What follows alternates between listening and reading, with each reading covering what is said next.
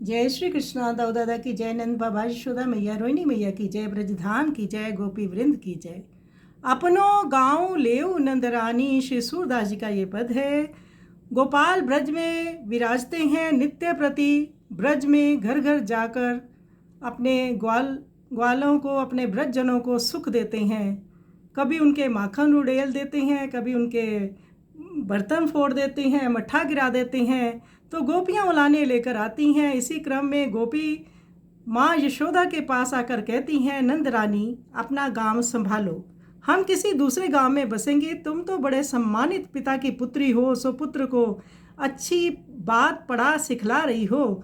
वे स्वयं खा ले तो सहा भी जाए, सखाओं की भीड़ लेकर घर में घुसता है। जब मैं सामने से पकड़ने चली तब के इसके गुण, उस समय की चेष्टा क्या कहूँ। मेरे देखने में तो ये कहीं भागकर छिप गए। मैं घर लौटकर लेट गई, सो धीरे धीरे पीछे से मेरी चोटी पकड़कर पलंग की पाटी में लगाकर फंसाकर बांध दी। ये सुनकर श्याम सुंदर सरल बाल्य भाव से बोले, मैया इसके गुण मुझसे सुन। इसी ने मुझे बुलाया और दही में पड़ी सब चींटियाँ इसने बिना कुछ दिए ही मुझसे निकलवाई। मैं तो इसके घर की सेवा, दही में चींटी निकालने का काम कर रहा था और ये जाकर अपने पति के पास सो गई। सूरदास जी कहते हैं कि श्याम की बात सुनकर यशोदा जी हंस पड़ी और गोपी लज्जा से मुख छिपाकर रह गई। तो गोपियाँ देखती हैं कि एक तो ये उद्यम मचाते हैं, बंदरों को खिलाते हैं, स्वयं खाते हैं, हमारे बर्तन फोड़ देते हैं, मटकियाँ लुटका देते हैं और ऊपर से ऐसे ऐसे तर्क देते हैं कि हमें ही लज्जा में डाल देते हैं। माँ यशोदा भी इनकी ऐसे तर्कों से स्तर्क रह जाती है, स्तब्ध रह जाती है कि कैसे कैसे ये लीला रचते हैं प्रभु, और हमेशा यही समझती है मेरा गोपाल निर्दोष है, ये गोपियाँ ही ऐसी हैं। तो आइए सुंदर पद का हम श्रवण करें।